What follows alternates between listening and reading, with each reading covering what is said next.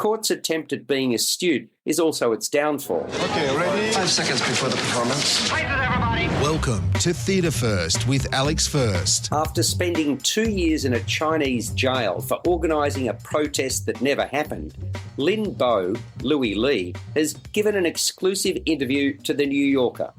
The artist explains what led to his imprisonment and interrogation, which included beatings. He speaks about the abject conditions in prison, appalling food, cockroaches aplenty, and not even a roof above his head. His journey began when he decided to subvert traditional art and combine it with theatre, upending convention and attracting the attention of authorities. Since the magazine article came out, he's capitalised on his newfound fame. For the article's writer Joyce, Jessica Clark, the exclusive story was her entree into journalism's big league. But now a Stanford University professor has questioned elements of Lin Bo's story, and Lin Bo is meeting up with Joyce and her editor Bob, David Whiteley. This is merely the starting point for an examination of truth, societal expectations and appropriation. The work of playwright Christopher Chen, Court debuted in New York in 2016. It was partly inspired by controversy surrounding the work of American Mike Daisey.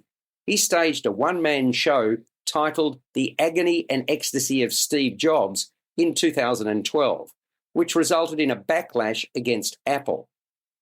Court is a cerebral work that, in my mind, starts with promise and ends up as a mess. From excessively melodramatic to downright confusing, deliberately trying to tie us up in knots, the play didn't work for me. While I enjoyed the entree, I felt it became far too convoluted for its own good, losing the audience in the process. It became bogged down by its own complexity. The words tumbling out of the actors' mouths lost meaning. Although it runs for only 85 minutes, the time passes slowly.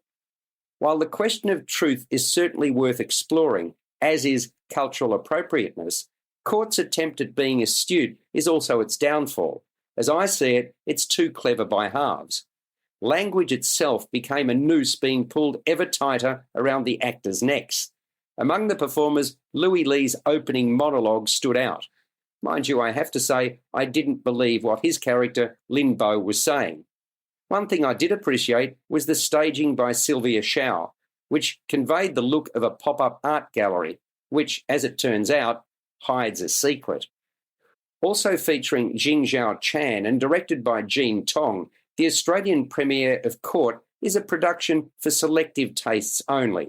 It's playing at Red Stitch Theatre in St Kilda East in Melbourne until the 11th of September 2022. You've been listening to Theatre First with Alex First. Available at Apple Podcasts, Google Podcasts, Spotify, iHeartRadio, or your favourite podcast player. You can also stream on demand at Bytes.com.